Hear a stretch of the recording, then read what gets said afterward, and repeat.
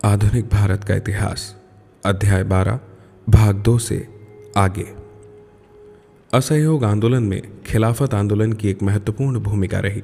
इसके कारण नगरों के मुसलमान राष्ट्रीय आंदोलन में शामिल हुए और इस तरह देश में उन दिनों राष्ट्रवादी उत्साह तथा उल्लास का जो वातावरण था उसे बनाने में इसका भी एक हद तक योगदान था। परिणाम स्वरूप ऐसा कहा जाता है कि धार्मिक चेतना का राजनीति में समावेश हुआ और अंततः सांप्रदायिक शक्तियां मजबूत हुई। यह बात कुछ हद तक सही भी है। राष्ट्रवादी आंदोलन द्वारा केवल मुसलमानों की एक मांग उठाना कोई गलत नहीं था।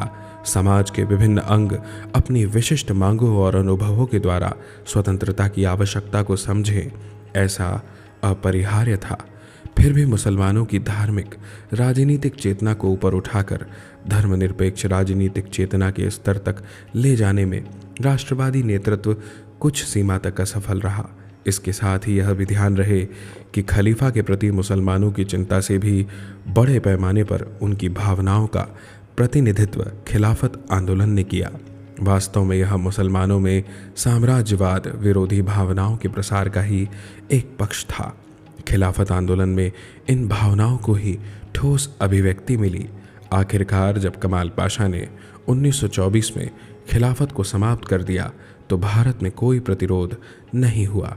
यहाँ यह बात ध्यान रहे कि देखने में असहयोग और नागरिक अवज्ञा आंदोलन तो असफल रहे थे, मगर इसके कारण राष्ट्रीय आंदोलन अनेक अर्थों में और मजबूत हुआ था। राष्ट्रीय भावना और राष्ट्रीय आंदोलन अब देश के दूर दराज के स्थानों तक पहुंच चुके थे। लाखों लाख किसान, दस्तकार और शहरी गरीब राष्ट्रीय आंदोलन में शामिल हुए थे। भारतीय समाज के सभी वर्गों का राजनीतिकरण हुआ था। स्त्रियां आंदोलन में उतरी थी। लाखों लाख स्त्री पुरुषों के इस राजनीतिकरण तथा सक्रियता ने भारतीय राष्ट्रीय आंदोलन को क्रांतिकारी चरित्र प्रदान किया। ब्रिटिश शासन दो धारणाओं पर आधारित था। प्रथम, अंग्रेज भारतीयों के भले के लिए ही भारत में शासन कर रहे थे, और द्वितीय, यह अजेय था और इसे उखाड़ फेंकना असंभव था। जैसा कि हम देख चुके हैं, पहली धारणा को चुनौती नरमपंथी राष्ट्रवादियों ने दी थी, जिन्होंने औपनिवेशिक शासन की एक शक्तिशाली अर्थशास्त्रीय आलोचना सामने रखी थी। अब राष्ट्रीय आंदोलन के सामूहिक चरण में यह हुआ कि इस आलोचना को भाषणों, पर्चों, नाटकों, गीतों, प्रभात फेरियों और समाचार पत्रों के द्वारा जोशीले आंदोलनकारियों ने जन जन तक पहुंचा दिया। ब्रिटिश शासन की अजेयता की धारणा को चुनौती सत्याग्रह और जनसंघर्ष से मिली। जैसा कि अपनी पुस्तक भारत एक खोज में जवाहरलाल नेहरू ने लिखा है, उनकी गांधी जी की शिक्षा का मूल तत्व निर्भीकता थी। शारीरिक साहस ही नहीं बल्कि मन में भी भय का अभाव। परंतु भारत में ब्रिटिश शासन का प्रमुख आवेग भय था। व्यापक, दमतोड़, गला घोंटू भय। सेना, पुलिस चारों ओर फैली। खुफिया पुलिस का भय, अधिकारी वर्ग का भय, दमनकारी कानूनों और जेल का भय, बेरोजगारी और भुखमरी का भय जो हमेशा आसपास मंडराते रहते थे। यही वह सर्वव्यापी भय था जिसके खिलाफ गांधी जी की शांत और दृढ़ वाणी गूंजी, भय ना करो। असहयोग आंदोलन का एक प्रमुख परिणाम यह हुआ कि भारतीय जनता के मन से भय की भावना दूर हो गई। भारत में ब्रिटिश सत्ता की अमानवीय ताकत अब उनके लिए डर का कारण न रही। जनता में ऐसा बेपनाह आत्मविश्वास और आत्मसम्मान जागा जो किसी भी हार या धक्के से नष्ट न हो।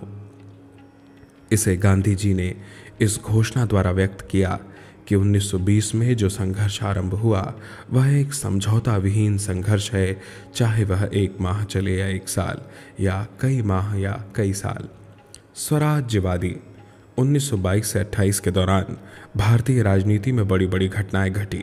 असहयोग आंदोलन के रोके जाने से तात्कालिक रूप में राष्ट्रवादियों के बीच हताशा की भावना फैली।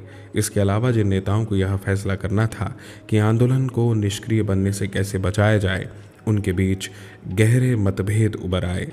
इनमें से एक विचार के प्रतिनिधि चित्तरंजन दास और मोतीलाल नेहरू थे, जिन्होंने बदली हुई परिस्थितियों में एक नए प्रकार की राजनीतिक गतिविधि का सुझाव दिया। उनका कहना था कि राष्ट्रवादियों को विधानमंडलों का बहिष्कार समाप्त करके उनमें भाग लेना चाहिए, सरकारी योजनाओं के अनुसार उनके चलने में बाधा डालनी चाहिए, उनकी कमजोरियों को सामने लाना चाहिए, उनको राजनीतिक संघर्ष का क्षेत्र बनाना चाहिए तथा इस प्रकार जन उत्साह जगाने में उनका उपयोग करना चाहिए। अपरिवर्तनवादी कहे जाने वाले सरदार वल्लभ भाई पटेल, डॉक्टर अंसारी, बाबू राजेंद्र प्रसाद तथा दूसरे लोगों ने विधानमंडलों में जाने का विरोध किया।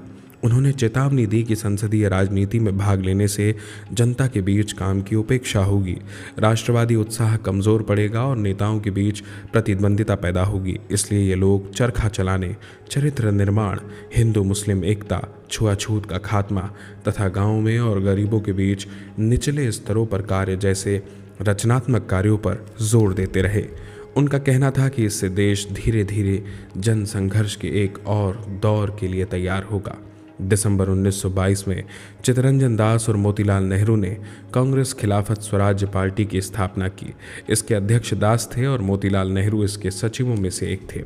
नई पार्टी को कांग्रेस के अंदर ही एक समूह के रूप में काम करना था। इसने कांग्रेस के कार्यक्रम को पूरी तरह स्वीकार किया, सिवाय एक बात छोड़कर यह पार्टी काउंसिल के चुनावों में भाग लेगी। स्वराज्यवादियों तथा अपरिवर्तनवादियों के बीच अब एक तीखा राजनीतिक विवाद उठ खड़ा हुआ।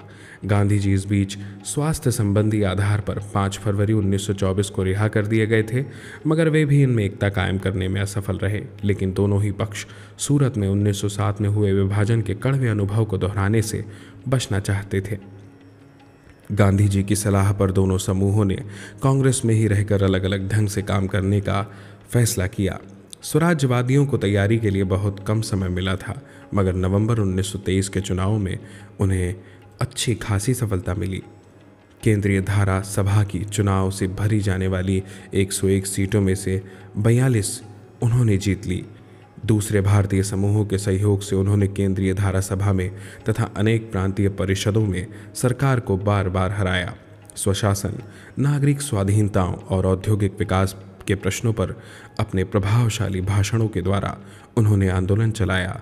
मार्च 1925 में एक प्रमुख राष्ट्रवादी नेता विट्ठल भाई पटेल को केंद्रीय धारा सभा का अध्यक्ष स्पीकर निर्वाचित करवाने में भी वे सफल रहे।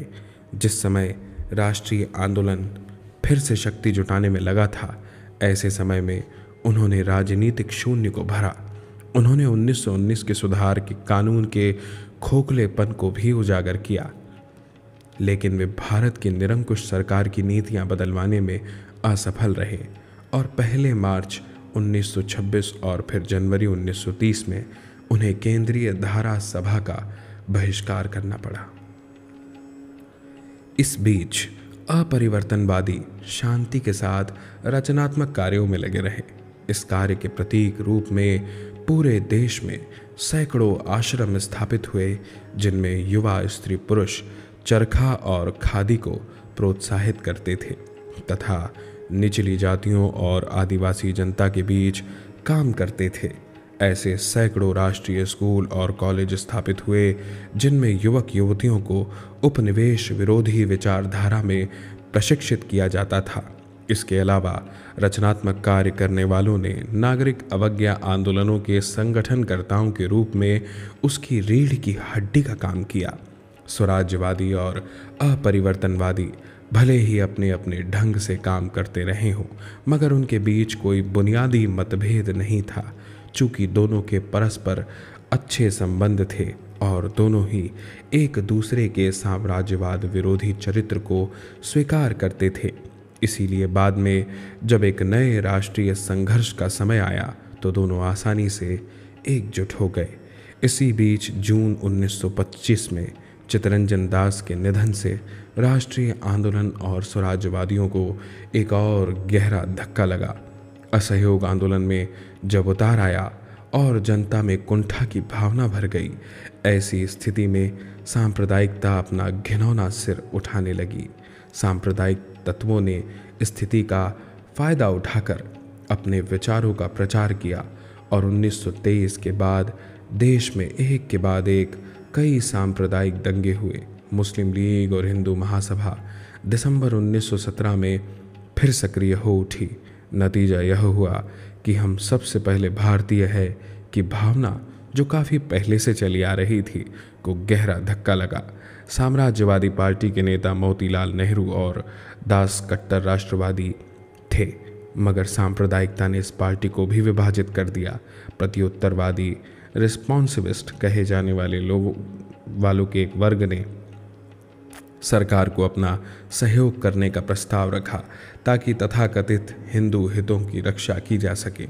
इस गुट में मदन मोहन मालवीय, लाला लाजपत राय और NC केलकर शामिल थे। उन्होंने मोतीलाल नेहरू पर हिंदुओं को धोखा देने का आरोप लगाया। सत्ता के फेंके हुए टुकड़ों को हथियाने के लिए लड़ने में मुस्लिम संप्रदायवादी भी पीछे नहीं रहे। गांधी जी ने बार बार जोर देकर कहा था कि हिंदू मुस्लिम एकता हर काल में और सभी परिस्थितियों में हमारी आस्था होनी चाहिए। उन्होंने हस्तक्षेप करके स्थिति सुधारने की कोशिश की। सांप्रदायिक दंगों के रूप में देखी गई दरिंदगी का प्रायश्चित करने के लिए उन्होंने दिल्ली में मौलाना मोहम्मद अली के घर में सितंबर 1924 में 21 दिनों का उपवास किया, लेकिन उनके प्रयासों को कोई विशेष सफलता नहीं मिली। देश में स्थिति सचमुच गंभीर थी। राजनीतिक उदासीनता आम बात थी। गांधी जी ने राजनीति से संन्यास ले लिया था। स्वराज्यवादी बढ़ चुके थे और सांप्रदायिकता फल फूल रही थी। मई 1927 में गांधी जी ने लिखा, प्रार्थना और प्रार्थना का प्रत्युत्तर मेरी अकेली आशा है। लेकिन राष्ट्रीय उभार की शक्तियां चुपके बढ़ रही थी। नवंबर 1927 में जब साइमन कमीशन के गठन की घोषणा हुई तो भारत इस अंधेरे से फिर बाहर निकला और राजनीतिक संघर्ष का